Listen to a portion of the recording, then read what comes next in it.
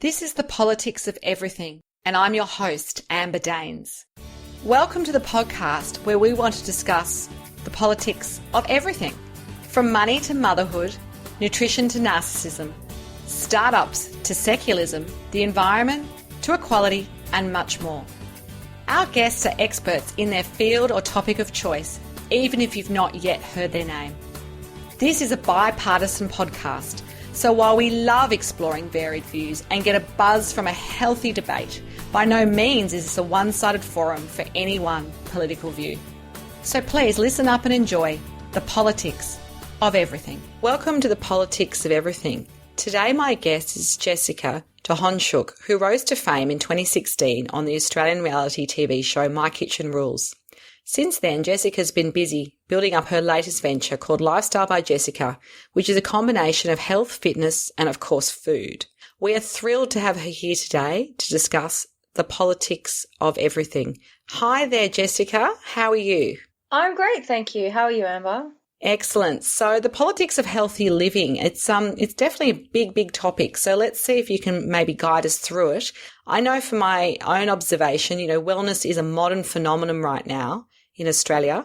And I guess a lot of us are quite sort of, into the idea of clean eating and eating better and exercising. But for you personally, what does healthy living mean? Personally, for me, healthy living right now at my age, 31, I have learned not to listen to any fad diets, not to, go with anything it's not going to be sustainable within my life. So I listen to my body. I've been in my body for 31 years, so I should know it quite well.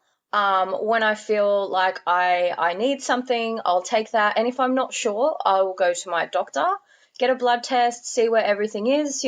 Females, we're quite often low in iron. So, I just fix the little things that are wrong with, all of the vitamins and minerals in my body and just listening to myself. Okay, that sounds really good, sensible advice. And I guess someone, like yourself who has had a profile, so you were on My Kitchen Rules last year, what did the experience of being on a reality TV cooking show teach you about attitudes to food and maybe how and what we eat? Okay, that's actually a really, really good question. For me personally, it taught me that my relationship with food, this is going to be quite shocking to a few people, but my relationship with food was in fact unhealthy.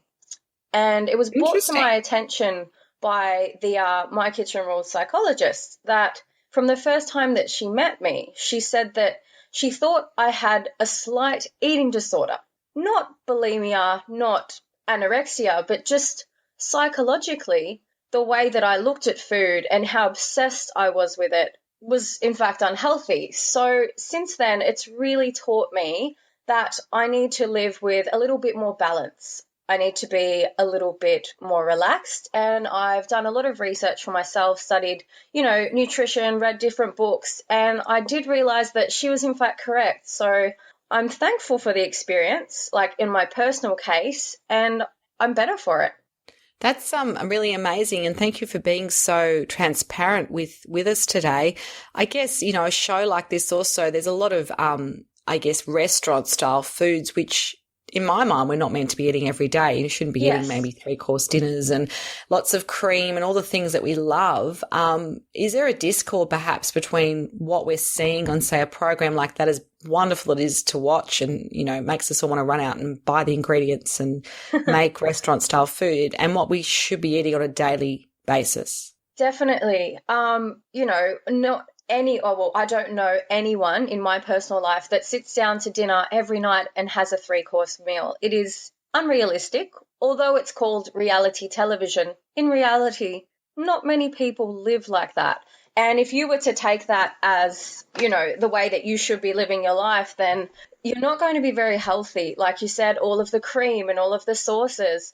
In fact, for dinner, I probably tend to have, protein as a female, about 100 grams of protein, some vegetables. I'll avoid sauces.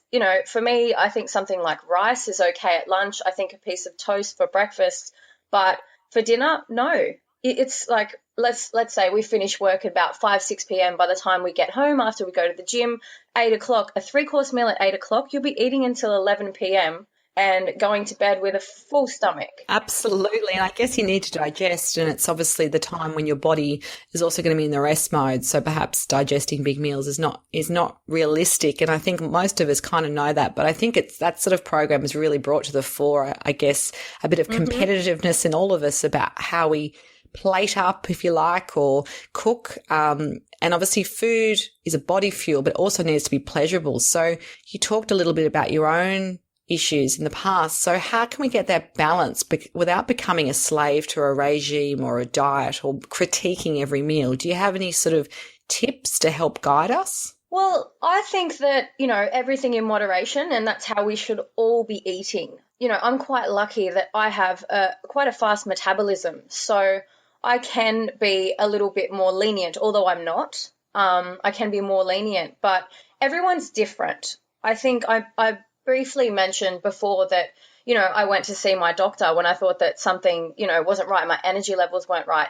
Your doctor's a really, really smart person. They're very approachable. And if you want to change your diet and you want to know how your body works, you could either visit your doctor or a nutritionist. I can't speak for other people, and I'm not a nutritionist, so I don't want to give the wrong information, but seek help from the people that can and see what works for you. Absolutely. And I think that's sensible advice. The doctors and the medical specialists have been trained, I guess, to help guide us and understand what's each individual body might be going through and how best, I guess, to treat that. If you've got diabetes or underlying conditions, obviously, exactly, they're the best people to chat to about that. And I guess, stepping back a little bit, before you were a contestant on My Kitchen Rules, were you cooking for a living, or how did you actually decide to go on this program with your best friend? Okay, well, a part of the show, you have to be a home cook. So no, I wasn't cooking for a living. I was super passionate about food. I always have been. As a young teenager, I'd go to my best friend's house after school and I'd cook us dinner, and then I'd go home and eat my mum's dinner. So I'd have a double dinner, which is, I don't recommend that now, but, I was a growing teenager. Oh, as a teenager with a fast metabolism, I'm sure that's totally understandable. It was very funny. So I used to eat 2 dinners. Don't recommend it. So I would say for about 18 months, Marcos, was saying, why don't you go on that show? And at first my response was, I've got no one to go on with. And then, we all have our little self-doubts. So, my next thought was, am I good enough? And it wasn't just Marcos that was saying to me, you should go on that show. It was a couple of years of people, saying, Jess, I think you should really do that. And once Marcos kind of put out, planted the little seed and said to me that, he would go on the show with me, and our relationship, our friendship, blossomed into such a strong bond, I thought, you know what? We can do this. So I applied, we talked about it at length, and I said, we researched what kind of time frame and things like that. And we applied, and it was a really full on process to get on it. To be honest, it's not easy and it's very challenging. And we just pushed and fought, and we got our place. So we were very happy. Yeah. Well done. It just goes Thank to you. show, a bit of tenacity and just going for it. You never know where that can lead. And I think that's great advice for anyone, no matter what they're doing. Changing tack a little bit, the statistics aren't good for Australia in terms of obesity. In fact, over the next 10 years, a University of Sydney study from February this year says that 1 in 3 adults are going to be obese in the next decade. That's shocking. So we all know we should be eating cleaner and moving more, but a lot of us have, desk jobs, we travel, it's long days, the technology is not making that better. So are there any sort of simple tips that you've kind of cultivated that can help people make some simple, maybe life-changing tweaks to their lifestyles? Yeah, I think that one really important thing for anyone is to perhaps not go with fad diet. It really, like we talked about before, diabetes and things like that, you might have diabetes and not know it. So you'll enter into this crazy fad diet and you'll be doing more harm to your body than not. So I do not recommend doing fad diets. Like I said before, listening to your body and understanding, if eating bread makes you feel sick, then perhaps don't eat bread. you know. Another thing that I would have to say that I've done in the past when I wanted to know, you know, what fuel was going into my body and what I was putting out, there are so many apps now that we can download on our phones. So if you were to go online and type in, you know, what is my ideal, we'll say kilojoules because we're in Australia, what is my ideal kilojoule like intake, daily intake? And there are programs that come up and you can type in, you know, your age and your height and your weight and all of these things about yourself, and they'll give you an average kilojoule intake for the day. You can, like mine, I think, as like for my height and everything was around 8,000. That's great. So I think, yeah, the technology can be our friend in that instance. And you did touch on the idea that, you know, there is a lot of conflicting advice when it comes to the wellness sector. And, you know, we've gone through various kind of trends, if you like. Some people it's about not eating carbs. Some people it's about low GI carbohydrates. That works for me because I have insulin resistance. Some people it's being vegan or paleo diets. It's a bit of a minefield, to be honest, Jessica. So, you know, how can we kind of simplistically wade our way through that and decide what's best? Okay, well, as you know, like each individual is different. So if you're, you know, I don't know, a proper celiac, obviously you're going to avoid all of the things that you have to. But beyond that, I would say to use all of these apps to your advantage. There are apps that you can type in Chobani light yogurt, 1 tablespoon. It will give you the exact kilojoule content. So like I said, work out how many kilojoules you're meant to be eating. And then, you know, you can type every last thing that you eat into this app and it will tell you your kilojoule intake. And then you'll know exactly how much exercise you're going to have to do to burn off this amount of food that you're eating. So keeping in mind with your dietary requirements and going from there. Absolutely. I guess you've got your new business and wellbeing program, Lifestyle by Jessica. What are you offering people and why did you decide this is the path you wanted to take? Okay, well, Lifestyle by Jessica incorporates, you know, health, fitness, well-being, not just one, not just diet, not just exercise, overall. So everything that we need in life to make ourselves feel good. So a website is underway at the moment and I'm working really hard on recipes. So I'm working on an eBook. I will be, you know, people can subscribe to Lifestyle by Jessica. And at the moment, like I said, I'm not a nutritionist, but I have, you know, people in line that are, and we can offer people advice for free. And the eBook will be available to purchase online. I also want to incorporate something that's really important to me, more so in Melbourne here because it's where I live. There's community fitness. I just call it community fitness, like free fitness classes that are available all the time. All the time. There's really no excuse. We need to know. Yeah, so I want to incorporate a little blog that tells people, you know, there's a free boot camp here, you know, so that health, fitness, it's available to everyone and it is free. You can exercise cheap. If you don't like running around the park, you know, if you want to do boxing, there are free boxing programs. You just have to know where they are. So I want to give people that information as well.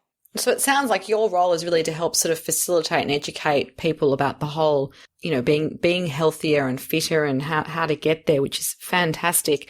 I guess personally, what really motivates you to champion healthy living? Is there any sort of personal experiences that, you know, can explain why you think it's so important that we take care of our bodies in this way? Okay, well, growing up, I was a gymnast. And I think that from the exercise, you know, my body just always craved healthy things.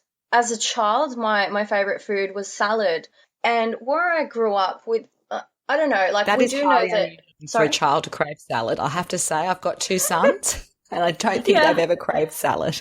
Yeah, when I was a little girl, and I always wanted my dad to make my salad, my dad or my grandmother. Like when mum made my salad, it wasn't as special. But so I'd go to my dad in his garage. Dad, I'd be pulling on his shirt. Dad, can you make me a salad? And I'm like, come on, make me a salad now. And he would always make my salad. And he'd get the fork and I'd look at his face and he'd have a smirk on his face. And he'd start eating it. And I'm like, no, Dad, it's my salad. And he always said to me, he's like, I'm just making sure it's not poisoned. And he'd eat half of my salad. Oh, that's cute. What a great story. So it sounds like healthy living is something that's been always part of, you know, you and your upbringing. And now you're sort of moving this forward with your business, Lifestyle by Jessica. Do you have any mentors or inspirational figures that kind of, even if you can't name names, that have kind of helped you on this journey, that have really informed you and motivated you? To be honest, one of my most inspirational people in my life is my grandfather, my Polish grandfather. Growing up, he loved all of the finer things. He had beautiful cars, silk tiles, he listened to classical music. I think the reason that I played the flute and piano as a child is because when I was a little girl, we'd lie down together in his bed in the afternoon and we'd listen to, all of this beautiful classical music, and we would share Polish, obviously, so we get out a spread of meats and all of these pickles. And I think just that kind of lifestyle, and he'd always say to me, we're eating this fish, this is really healthy, this is good for you. And he'd instill those things into me when I was a child, and I think that's carried through with me. When I was a gymnast, all of I think Nadia Comaneci was one of the biggest things in my life. She was amazing, but I was too little to understand diet and things like that. But as an adult, I think that, I really look up to Luke Hines, who is also a ex-MKR contestant. But, having met Luke just randomly, very, very randomly, I was at work one day and he came in and we had a great chat. And since then, we've caught up a few times at different events. And I think the way that he lives his lifestyle and the way that he tries to educate people the same way that I do is, we're just in line, and I really look up to him. He's a really good guy. He wants the best for everyone. So Luke's definitely someone I look up to. Yeah, I agree. It's always important to have different types of mentors and people that inspire you. And it sounds like some of them are family and some of them, of course, become friends as well. And you've touched on your Polish heritage. What sort of role do you think culture plays in our understanding of what makes healthy living possible? Well, I think that, I guess, because my dad's Polish background and my mum's Australian-British background. And I think that just the way that my father was brought up and that, I don't know, they would always have a proper meal. We would always sit down at the dinner table. It was never fast foods. It was just that old school mentality of, we don't need to waste money on fancy foods. We need fuel for our bodies. I think that really old school way of eating taught me to be healthier. We didn't have, I think maybe once a month, my mum and dad would treat us to a burger or something because we didn't eat food like that. I agree. I must admit, my heritage is, South African, Jewish and English, if you like, Australian on my dad's side. And sitting down to eat together has always been something that was important. So like you say, I think also generationally there wasn't as much access to fast food, and it just wasn't something you did unless you were sort of on holidays or, on the road and there was nothing else to get. So I know my family, even though we're so busy, we do try to sit down, a few times a week as a family, no devices, no distractions, enjoy the food we have as a family and have a meal that we share. Because I think that education process, like you've touched on for you, is really important so people understand that food, yes, it's fuel, but it's also about family and culture and bonding and appreciating the meal in front of you rather than scoffing down something while you're perhaps doing some work at your desk. So perhaps that's also something that I think is missing, at the moment with the way in which we eat. Yeah, one thing that I find is really important. Now, I know I don't have children, so I can't talk firsthand, and I'm not saying that schools don't have programs for nutrition and education on nutrition, but I feel that if the government was a little bit more harsh, and if they had children go to school at the age of 5, from the age of 5, if we were actively learning, just like maths, just like English, nutrition and what we're meant to be putting in our body, where vegetables come from, educating kids more thoroughly from a very young age on nutrition and what's right and wrong, I think that, if their parents came from a different generation in, let's call it a lower socioeconomic area, and they weren't aware of what was healthy and not healthy, the kids could be educating their parents and these kids could educate their children. I think that, I don't know, it might be a little bit harsh to say that it's negligent that all schools don't have mandatory nutrition for children, but I think that would be a really good step towards the future, given the obesity epidemic. Oh, look, I do think there's some merit in what you're saying, and I think it's been left up to, in some ways, parents, and it depends, of course, where the school is and, which demographic it's in, I think, as well. But it's hard to dictate what people should and shouldn't be eating. But I think, if the kids also can come home and say, I really want to have a fruit bowl that we can access rather than pulling out packets of chips after school or, and I think of someone like a Jamie Oliver who's done a really great job through his profile on going into schools in the UK and changing, I guess, how they see food, knowing where it comes from. That changes everything. If you can grow veggies in your garden or herbs and you get kids excited, and they might not all want to cook all the time, but if they understand where the food's coming from and have some joy in that, I think that changes how they feel about it too. Yeah. So just to wrap up, we've had a fantastic chat over so many different topics. If you could sum up for us just maybe 2 or 3 top tried and true practical tips for listeners on the politics of healthy living, what would it be? What could we all do today? What can we all do today? I think my number one rule would always be to listen to your body. So if you are really tired or, there's something that's constant in your life, stop ignoring it. Go to the doctor, take the time, have a blood test, be proactive, stop ignoring the way that you feel. If you don't feel 100%, work on it.